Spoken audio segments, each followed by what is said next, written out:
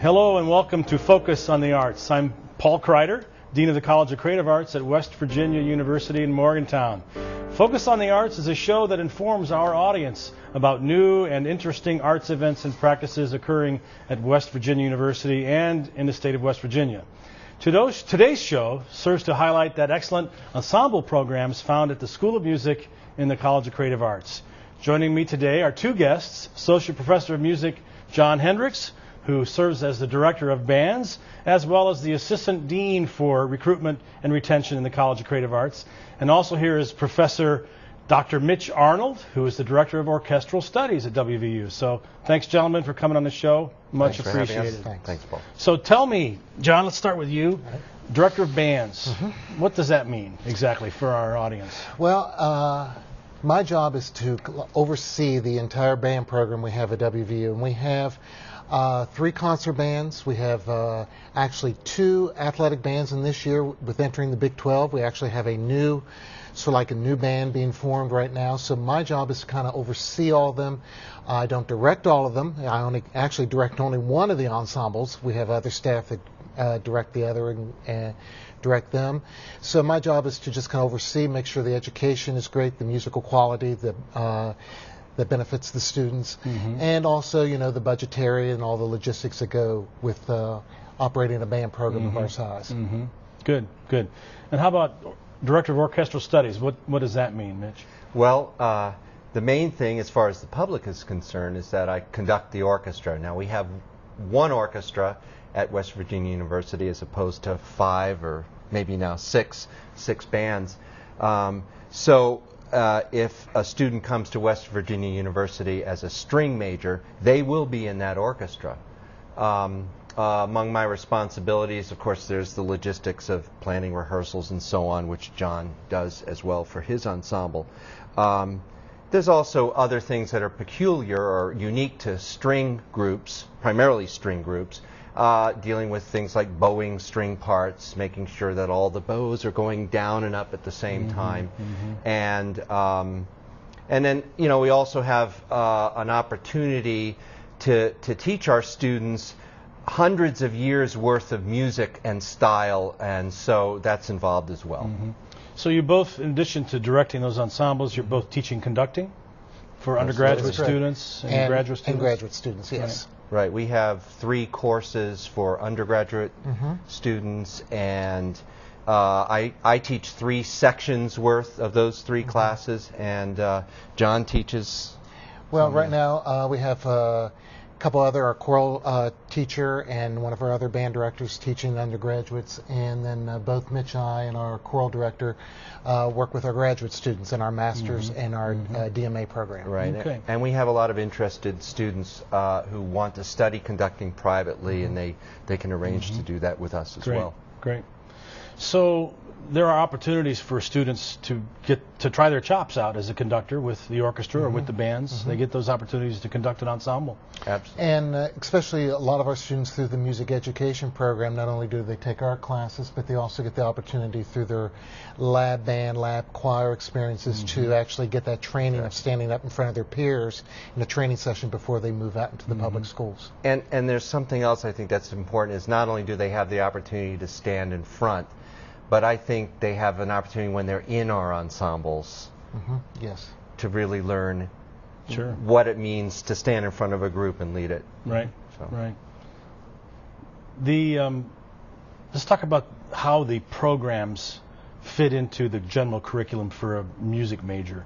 What really is the benefit of being in an ensemble like that as a music major? What can you tell us? Well, a lot of the music majors at WVU are in music education, so they're going to go teach in the public school system.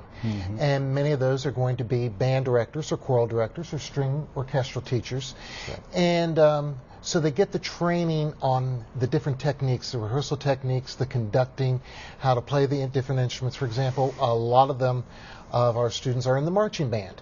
And in the marching band, we have a lot of student leadership that they actually get the training to learn how to teach the music for the, work with your particular section, or be a rank leader to help place those people where they need to go for those formations.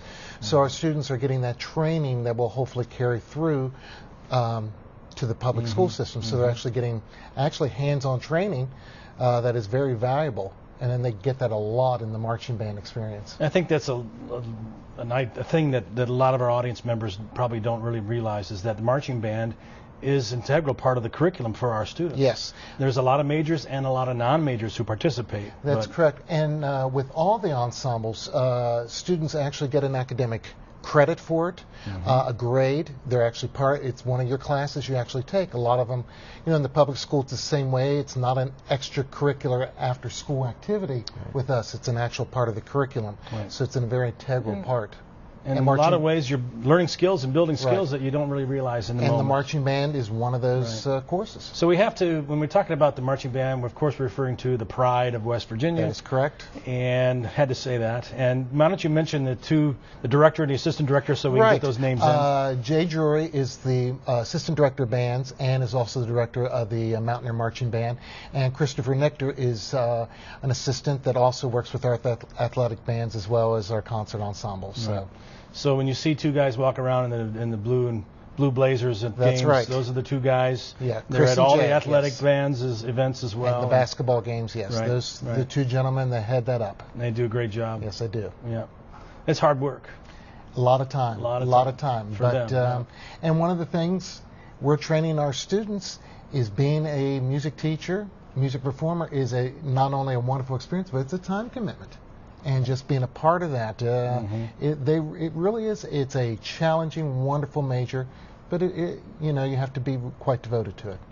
Yeah, and I would add that there are students, our music majors, as opposed to the non-music majors involved in marching band, who are not only playing in the marching band, but playing in other performing ensembles, as well as doing chamber music performances and studying, singing in the choirs. Yeah, yes, it's remarkable. And we encourage that. Yes, we do. Right. I even have, I've had off and on over the last few years several string players. They are violin or bass major, whatever, who are also in the marching band. So, right. We have a lot of instrumentalists who also participate in world music ensembles. That's the African and steel. It's completely extracurricular for them. They do it because they want to gain some more knowledge and skill and have a good time. It's a great thing. It is a great thing. Yeah. No, I agree with that. So, Mitch, let me ask you this one. When you're rehearsing an orchestra, and let's not talk about repertoire that's a separate question, but rehearsing an orchestra, what is it you're trying to teach those students in that moment, and how do you do it? Well, you don't want me to talk about repertoire yet, but I do want to say that for the great variety of repertoire we do, maybe the moments are different. If you do Mozart versus something, Gershwin, for example, last night we just performed a concert where we did, at one end of the concert we did Mozart, and the other end of the concert we did Gershwin. So they all use the same notes, but it might be that in the Mozart, the context, that the note has to sound different, and it's going in a different direction, and it has a different function. So, I mean, without getting too esoteric, we work on that so that when they know they're playing Mozart and they know they're playing Gershwin. And I think we were very successful last night. There's also, and this is true across the board for any large ensemble, and of course it's also true for even chamber groups, that kind of ensemble discipline. You have anywhere from 40 to 80 students in our various ensembles, or 300, whatever, in the Pride. And they all bring their own artistic ideas, sometimes very mature, sometimes if they're younger players, maybe they haven't formed their artistic ideas. So that's one of the things we're doing, is trying to help them to know how to make an artistic statement. And they have different technical abilities. Even if you're talking about the top players, there are some that are higher top players than others. So there's that way of bringing this entire group of players with different experiences, coming from different parts of the state, of the country, even of the world, all to have one single artistic focus. So there's the technical side, there's the artistic focus, and of course I think that's our job, is to be convincing enough with the direction we're going that everybody is going to do that or work to do it together. And I have to say there are moments, many moments, but you feel those moments when it's happening, and the students feel those moments. And I even have students say to me about one of the pieces we did last night, and this was in the rehearsal. You know that spot where such and such happens? It was magical.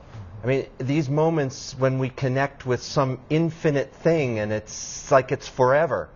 And of course, it's in music, like any other time art, it's gone, but we don't ever forget it.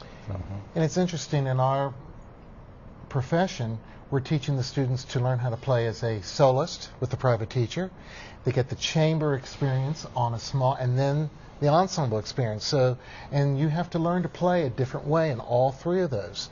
And that's part of the training we go through, because it is a different sound, it is a different teamwork effort that we have to. And every semester and every year, it's a different, because the team members are different. So you have to adapt. I think you know, as our orchestra program has been growing, it gets larger every year, and then you have our students who graduate. It's almost like we're 25 to 30% new every year.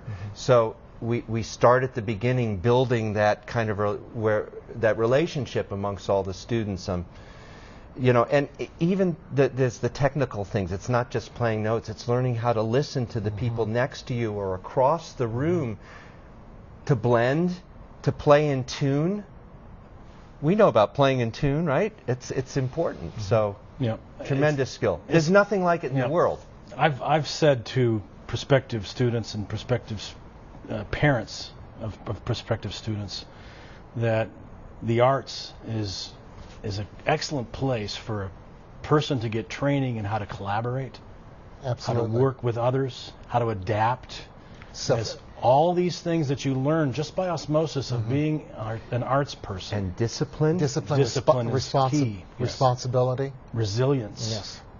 All those kinds of things. I mean, I think of athletics like, you know, running a play perfectly. Although in our case, we don't have anybody trying to kill us on the other team, except maybe us trying to. But that's right. It's thinking on your feet, rolling with the punches, and discipline, hard work. You learn that in college. And I picked this little technique. We're one of the only subjects where in an ensemble playing, you know, in the public schools, if an A is 100% to a 90, you know, on a test you could miss 2, 3, 4, 5 things and still get an A. In an ensemble, you can't miss anything, or it's wrong. And if everyone would miss, or an average of C, and miss 10, 20 things in performance, the performance is awful. We're one of the few things that has to be 100%. That's a good point. Exactly. Good point. Wow. Let's talk a little bit about the band program for a second. It has some history. Yes, Can you just talk about how it built over the past? The band is over 100 years old. It was actually formed in 1901. The marching band was the first thing formed. It was formed, had 8 members in it. So it started. It was all male organization. It was all male until 1971, actually. It went through a lot of different changes, but really the band program. Some wonderful gentlemen, but the one gentleman who probably gets the claim to fame is Don Wilcox, my predecessor, who, when he came, made a lot of changes with the band program, both with the marching band and in the concert organizations, to make them really not only known throughout the state but throughout the nation. The marching band, which most of the state knows, the pregame show, Don built that up, and we keep tweaking it and perfecting it every year, but it is probably one of the longest and one of the hardest pregame shows in the country.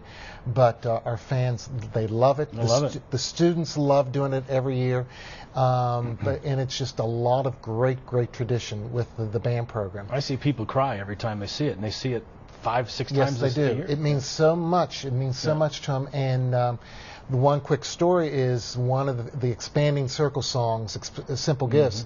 Don actually had it in pregame and decided one year he wanted to change it, so he took it out. Well, there was so much outrage in editorials and newspapers immediately. The next game he had to put it right back in because there was such outcry. So when Don retired and I took his job, the first question I was asked, "Are you going to change pregame?" And I'm like, "Are you kidding?" And Jay Drew was asked the same thing when I moved into a different position. So, but there's a lot of traditions in our concert groups. Our Wind Symphony's had the privilege of playing in a lot of prestigious conferences and touring and all that. So there's just a great tradition of our band. Talk about the one major accolade that the marching band won, the Settler Trophy. The Settler Trophy, which is sort of like the Heisman Trophy for college marching bands. You can only get the award once. And we were fortunate enough. You can only be awarded once, and we received it in 1997. I forget, we were like the 15th, 16th band in the country to receive that award. And is that something they award every year? It used to be every year, but it got to the point where if they figured it up, every band would get it at one point. If you start, so now it is they award it every 2 years. So that was a great honor for us. So and I think that was actually Don's last year. He decided, I got the trophy. It was so pack it in. Okay. There we go. So choosing repertoire and programs is obviously different for a marching band than it would be for an orchestra, and it's different. Obviously, different kinds of entertainment, if you will. That's right. And choosing repertoire is certainly part of the educational process. Absolutely. For an orchestra. Why don't you talk about that for a minute? Well, we face a couple of different things. You have to judge the ability of the group. What can we do? And for the orchestra, we have fine freshmen coming in, and we have graduate students. So even our outstanding freshmen are not at the point of experience as the graduate students, but you must provide the kinds of artistic and technical challenges to the graduate students. So that's one challenge. You try to find music that's going to work. We also have an audience, and there are people who pay to come hear our concerts. So we are, of course, responsible for giving them an artistic product that they're going to enjoy as well. So that's one of the things. Now, with 300 years or so of repertoire, that leaves a lot of opportunities. So I try to balance things out so that there's an educational purpose for the students. They're learning different styles of playing that if they go out into the world as performers or as teachers, they're prepared to then give that either to their communities as teachers or to know what to do if they're sitting in a professional situation, playing violin, joining an orchestra, playing Mozart, or playing Gershwin, as I mentioned before.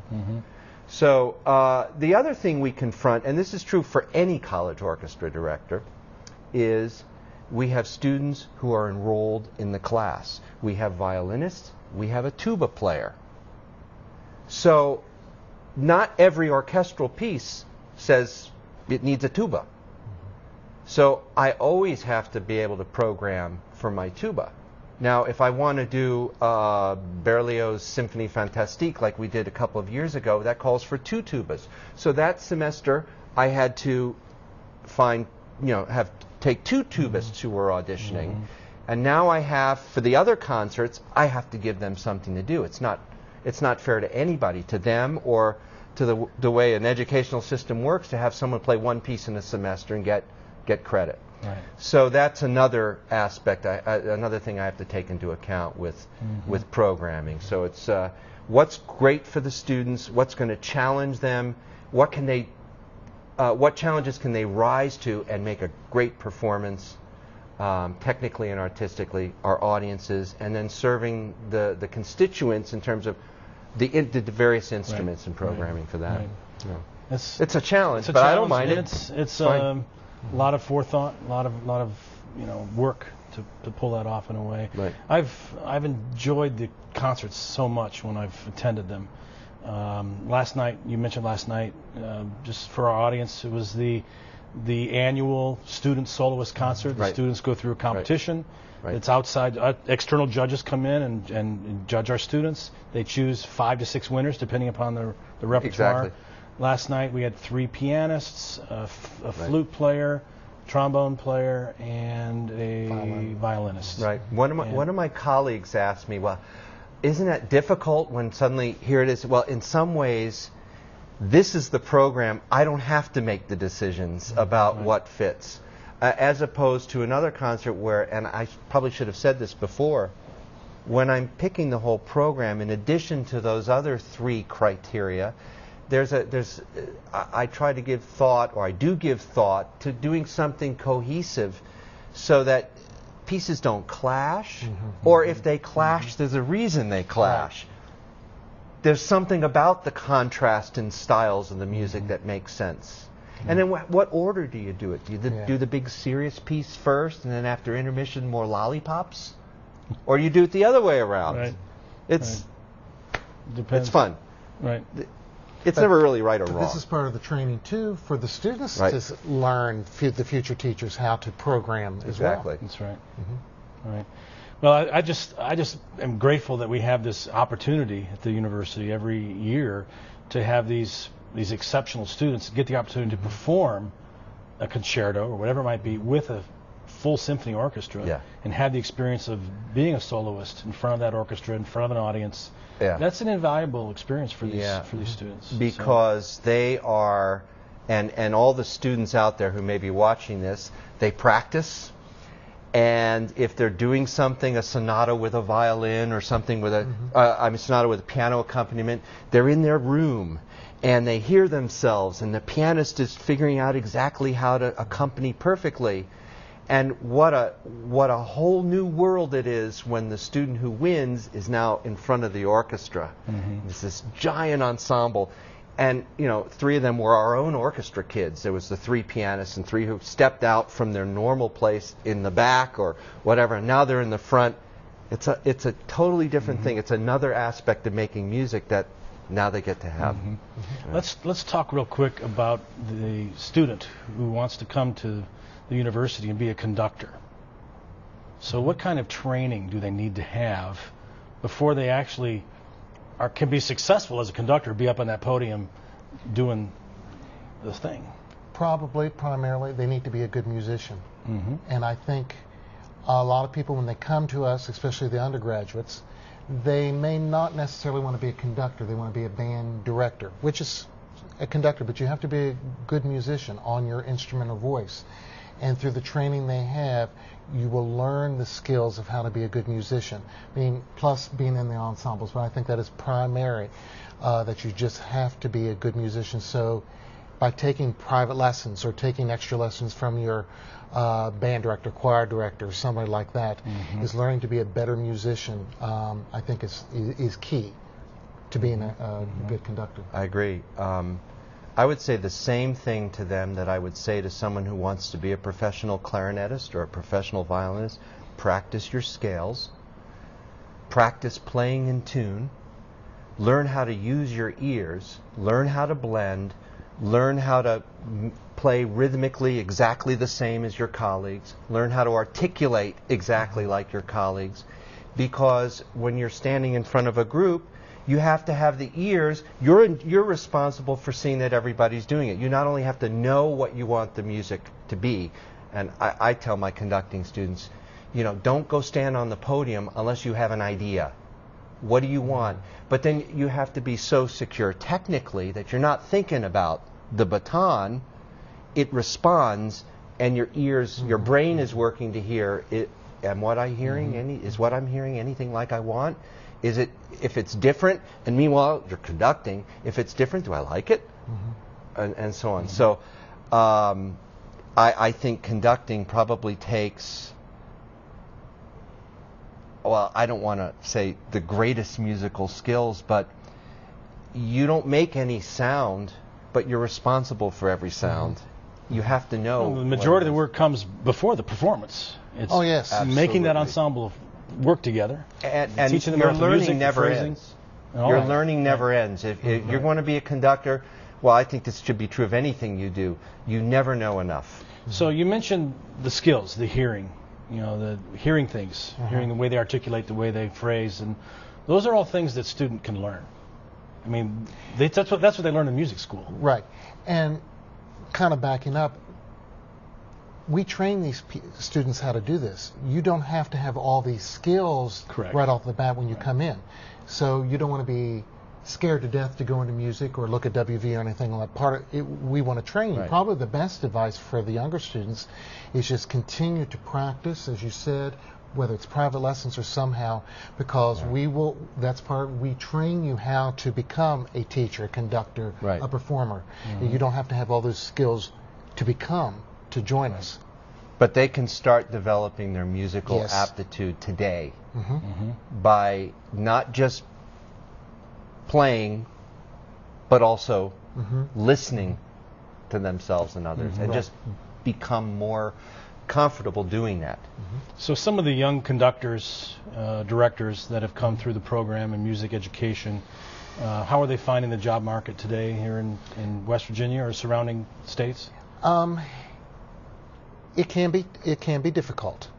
But a lot of our graduates, I think one of the best things, especially in the music ed, is we have a very high rate of students that find jobs.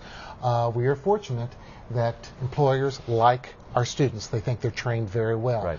You may have to be a little bit flexible. If you grew up in a certain area, West Virginia, and that's where you want to teach, that may be hard to find that job. But if you're a little bit jobs flexible, may not be open. right. Right. But if you're flexible to look for jobs in the region, I mean, there are big growth areas. For example, if you think of the D.C., Fairfax County, that whole area of D.C., there are plenty. We just have jobs. graduates there. Just tons of jobs. So if you can find a job, if you're willing to really look for them, there are jobs. And we're also fortunate a lot of our graduates do go on to grad school and are accepted in great prestigious grad schools and get assistantships as well. Yes, that's true. And we have some graduate students that are finding work as well as conductors upon leaving school. Is that? Yeah, I mean, in my situation, we only fairly recently initiated a graduate program in orchestral conducting, and our first student will be graduating this year. But he's already doing some guest conducting. He's guest conducting not only in our region, but also in other countries. Yeah, so we have it's pretty graduates exciting. teaching at colleges and all that, so it's great. Yeah. It's great. Now we've got less than a minute. Let me just say one thing: is that sharing students. You know, it's nice that we can have a director of bands and a director of orchestra sit down here and talk about their programs. And sharing students sometimes is an issue, and you guys work it out. You do very well on that, and making sure that students have the maximum potential to succeed and opportunity. And I just really appreciate that. So thanks, gentlemen, for coming on the show. Thank you. It's really appreciated. So as we wrap this up, thanks again to Mitch Arnold and John Hendricks for coming on the show and sharing with me their experiences. Please also let me thank the staff here at the Library Commission and Cultural Center for their work on this production. Their efforts are very much appreciated. I also want to thank you for watching. If you would like any other further information about the College of Creative Arts at WVU or the School of Music, please visit our website at www.ccarts.wvu.edu. Thanks so much for watching. See you later on Focus on the Arts.